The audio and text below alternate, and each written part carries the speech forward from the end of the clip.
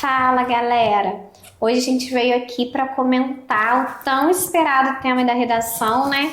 Que eu acho que pegou muita gente de surpresa. Todo mundo fica naquela expectativa, qual vai ser o tema da redação. E relativamente, para quem acompanhou as dicas do canal, para quem fez o seu papel, com certeza teve muito repertório. Mas, Alessandra, e a palavra perspectiva, hein, que deixou todo mundo de cabelo em pé? Comenta pra gente o que você achou.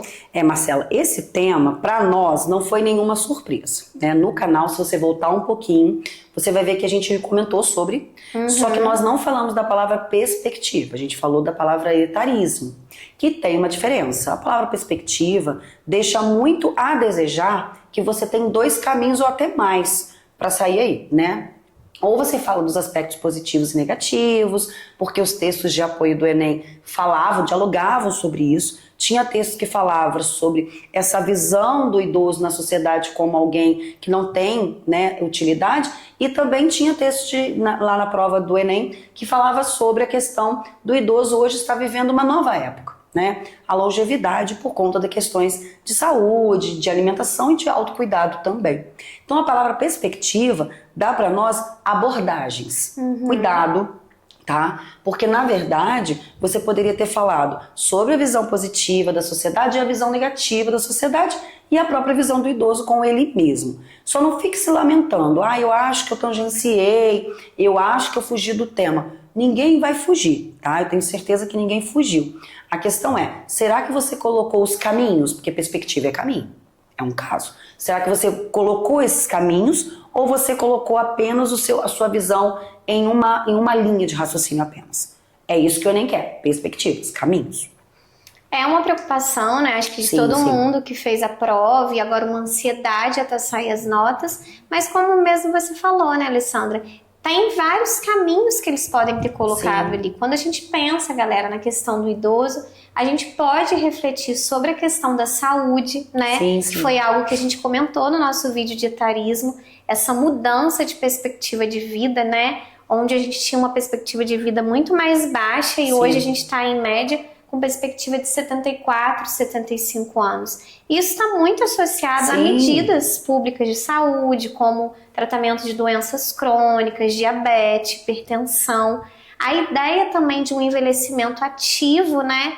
Porque também a gente comentou sobre a mudança da figura do idoso, que antes a gente via um idoso muito mais assim, com aparência de velhice, de necessitando de cuidados. E hoje nós temos idosos totalmente ativos fisicamente, dentro do mercado de trabalho, que aí com certeza quem puxou para esse viés tem a reflexão em cima do etarismo, né? Que é o preconceito em relação a esse idoso por ser mais velho, né? Então, assim, muitas das vezes é colocado o idoso como alguém que não tem o conhecimento das novas tecnologias, alguém que já é de uma geração passada, e isso é totalmente uma visão errada, né? É muito melhor você juntar o que o jovem tem a oferecer com o que o idoso tem. Com certeza, tenho muita, absoluta certeza que vocês citaram aí como repertório um senhor estagiário, né? Que reflete muito sobre essa transformação, esse olhar social em cima do idoso no mercado de trabalho. A questão da previdência, né, Alessandra? Que pode ser algo que foi abordado por eles. Sim. E Estatuto do Idoso, quem viu o vídeo também a gente citou, que resguarda ali os direitos dessa pessoa idosa. Sim, só, Marcela, eles tinham que ter tomado um pouquinho mais de cuidado com a questão do estatuto. Por quê? Tinha Estatuto do Idoso no texto de apoio. Ah, sim. Entendeu? Eles podiam ter citado a lei que resguarda o idoso, tranquilo, mas não aprofundado. Por quê? Se eles tivessem se aprofundado, quem se aprofundou no Estatuto do Idoso é considerado plágio. E isso foi uma coisa também que nós colocamos lá no dia do nosso vídeo e tal, sobre o etarismo, né? Porque existe uma lei que resguarda esse idoso, que tem direitos, né, adquiridos, porque a gente falou aqui sobre essa questão da minoria, da sociedade, etc e tal. Tem uma questão ali que é segura? Sim. Mas se estava no texto de apoio, a gente tem que tomar um pouquinho de cuidado. Mas poderia ter falado sim, tá, galera? Poderia ter falado, inclusive na proposta de intervenção. Por quê? Se esse idoso não é respeitado, se os seus direitos não são respeitados, é porque o estatuto do idoso está sendo desrespeitado. Então, sim, ele poderia ter colocado sim. Concordo plenamente com você nessa questão da saúde. Porque se hoje nós temos uma longevidade, né, um idoso mais ativo, é porque a gente tem a saúde preservada. Esse idoso está cuidando da sua saúde. A sociedade está fazendo com que ele consiga ter meios para isso. Por exemplo, eu tive aluno que falou para mim, que falou sobre aquelas questões dos aparelhos em praças públicas, né? Ah, legal. Né? Fez uma boa referência. Exatamente, porque assim, o governo está fazendo a parte dele, né? A questão é, será que a família está fazendo a parte dela? Porque um dos textos de apoio falava sobre isso, né? Qual é o papel da família nessa questão da longevidade dos idosos? Como esse idoso é visto por essa família? Será como alguém ativo, alguém que merece respeito, ou um móvel velho, entre muitas aspas? E a parte filosófica e sociológica, né, olha, Sandra, que eu sei que é uma dúvida de muitos de vocês, ainda mais depois que saiu a cartilha do Enem, Sim. né? Então, assim, daria para encaixar aí a ideia do Durkheim do corpo social? Sim. A ideia ali de hábitos, que a gente comentou muito, do Norbert Elias? Sim. Desde que você não, como posso dizer, não colocasse aquilo ali somente para florear a sua redação. Aí. Você deve ter usado a ideia, mas assim, direcionando bem para o tema, né?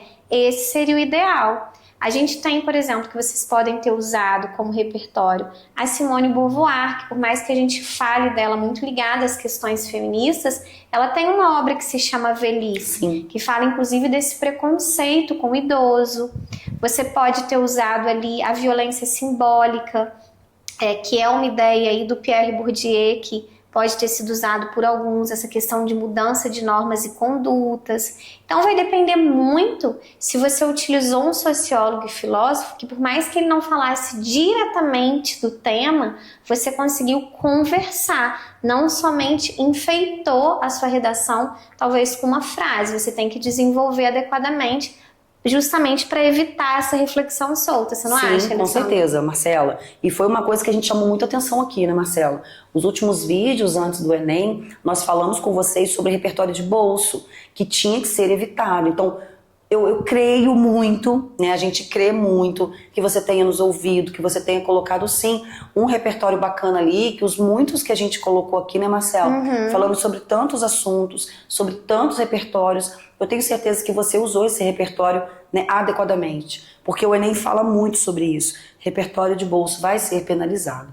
Mas eu tenho certeza que se você acompanhou a gente, se você seguiu os nossos conselhos, né, e usou também os nossos repertórios, eu tenho certeza absoluta que com certeza você vai voltar aqui e vai falar pra gente que tirou 1000. E a gente tá doidinho pra ouvir isso, viu? Doidinho mesmo. Com certeza. Alessandra, e a conclusão, a tão temida conclusão, né, que eu sei que é uma preocupação, qual solução dar, né? O que você acha, assim, que eles podem ter utilizado como caminho? Então, Marcela, se eles utilizaram, vamos supor que eles tenham usado negligência governamental, por exemplo. O certo aí é trabalhar com a cartilha do idoso, que nós falamos, inclusive, aqui no dia da gravação, né? A cartilha do idoso deve ser colocada em pauta. Para ela ser colocada, para ser utilizada, é necessário que o Ministério da Saúde esteja, assim, muito atento a essa utilização e que os postos, as prefeituras municipais estejam adequadas a isso também. Mas se a pessoa, se o candidato usou invisibilidade social, então ele vai falar sobre família. Então ele vai falar sobre os cuidados diários com esse idoso, né? Sobre como essas conversas, esses cuidados, esses carinhos podem favorecer para que esse idoso tenha uma longevidade, para que esse idoso chegue, né, aos seus 80, 100 anos, que tem muito idoso no Brasil que chega a essa idade. Então vai depender muito do argumento. Mas assim, em termos gerais, é legal a gente falar sobre fiscalização, que o Estatuto do Idoso precisa de uma fiscalização maior. A cartilha do idoso precisa ser colocada em prática. E isso só pode ser colocado em prática com as prefeituras municipais e também com a ajuda da família, fazendo com que esse idoso consiga, então, né, ter a sua vida adequada. Galera, fiquem tranquilos. Eu sei que a ansiedade é grande, né, até sair as notas do Enem. Mas se você refletiu, se você escreveu principalmente com o coração, né, conforme dicas importantes que a gente já comentou. Se você se envolveu no problema, se você viu que de fato isso é algo que precisa ser transformado e repensado, eu tenho certeza que vocês vão arrasar, vão impressionar o corretor e a nota 900 mais vem. Quem dirá até o 1000. Vamos torcer pelo 1000, né, Alessandra? Com certeza. E a gente aguarda vocês aqui, porque nós temos muitos assuntos interessantes ainda para tratar, viu? Então, até a próxima.